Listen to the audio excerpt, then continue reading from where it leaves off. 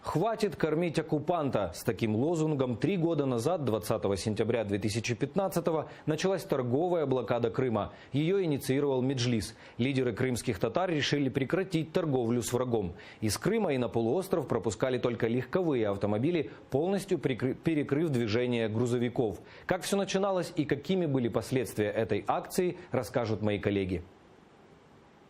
20 сентября 2015-го ровно в полдень гражданские активисты перекрывают 3 пункта пропуска в оккупированный Крым – Чингар, Каланчак и Чеплынку. На админгранице материковой Украины и оккупированного Крыма разворачивают противоавтомобильные ежи и раскладывают шины. По пешеходному переходу беспрерывно ходят люди с украинскими и крымско-татарскими флагами. Отныне попасть на полуостров и выехать из него можно только на легковых машинах или пешком. Грузовики с товаром на полуостров выстраиваются в километровые очереди. У некоторых водителей не выдерживают нервы.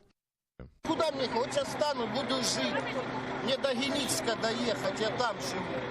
Я что, везу что-то, или что, по своей воле? Я не хочу, чтобы вы кормили тех бандитов, которые убивают наших людей. Все, не будете вы их кормить. Хватит кормить оккупанта. Такая принципиальная позиция организаторов блокады Крыма Меджлиса крымсько-татарського народа остановила поставки товаров на оккупированный полуостров. Ми не хочемо, щоб нашими товарами укріплювалась окупаційна влада, зокрема військові гарнізони, які виставили вони по всьому Кримові. Хай вони думають про те, як будуть перекидувати харчі з материковой России замість танків. Со временем к блокирующим присоединились правый сектор, активисты гражданского корпуса Азов и сотни патриотически настроенных людей. Каждый день административную границу с Крымом охраняли 500 активистов. Вот если сейчас вспомнить все эмоции, которые были тогда, это просто нереально описать, потому что сердце вырвалось из груди. Это был такой фонтан патриотизма, когда хотелось сделать все, что возможно сделать для Крыма. Кто-то проявлял свои таланты, кто-то, кто умел готовить, готовил, кто умел строить, строил. На этом плакате собрана почти вся история блокады Крыма. Его создавала ныне участница гражданского формирования «Аскер» Эвелина Арифова. С первых дней блокады она была на посту. Тут собраны имена, послания, автографы тех, кто вместе писал новейшую историю аннексированного полуострова. Вот Донбасс, вот написано 27.09. Вот он подписывается. То есть Энвер, это Энвер Кутия, который до сих пор с нами сейчас. Здесь есть вот, посмотрите, Амина, которая уже покойная, которой сейчас нет. Вот она написала вот 25.09.15. Амина Татаро-Бандеровка она написала. Ее же, к сожалению, нет.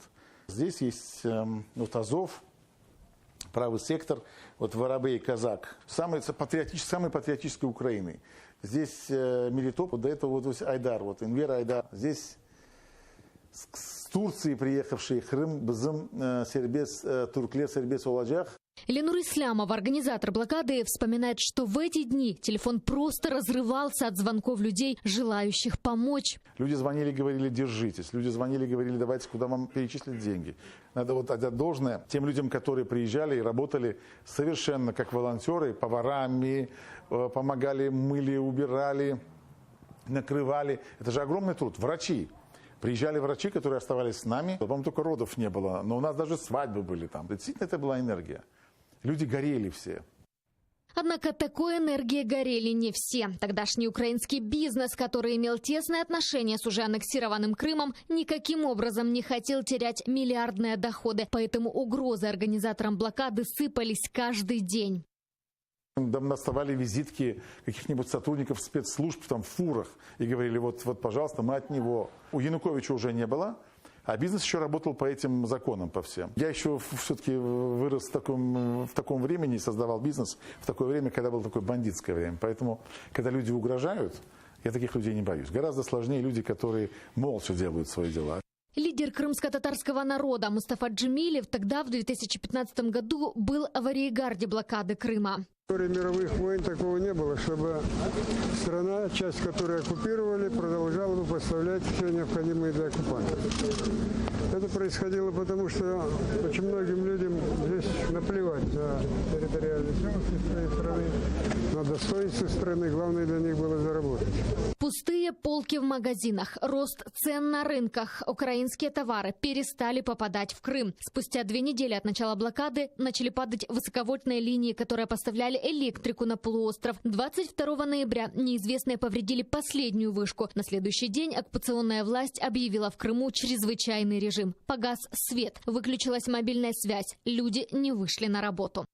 23 ноября 2015 года объявлен нерабочим днем. Вспоминая то время, Мустафа Джемилев рассказывает, что блокада была единственно правильным ответом на вызов этих реалий. Крым вернулся в мировую политическую повестку дня, а Кабмин после обращения президента официально запретил передвижение грузового транспорта через админграницу. Санкции против России за аннексию полуострова, в том числе и торговые, ввели почти все страны Евросоюза и Соединенные Штаты Америки. Говорили о блокаде, но одновременно и говорили и как это произошло, о Крыме, как он был оккупирован. Несколько тысяч, десятков тысяч публикаций во всем мире вот эту тему Крыма поднимали. И главное же, наша стратегия, коль скоро мы не имеем в виду освобождение Крыма военным путем, речь идет о том, чтобы содержание оккупированной территории Крыма обошлась России как можно дороже. И мы этой цели тоже добились.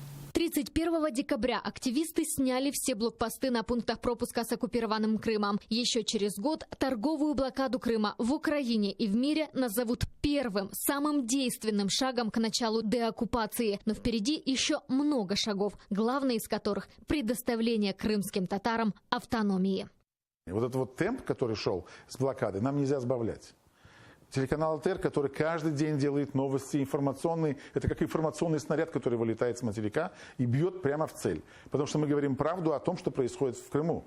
Это не рейтингово, это не капитализируется в плане монет, живой монеты. Но это очень важно политически для тех людей, которые находятся сейчас вот в этом вот в заложническом состоянии в Крыму.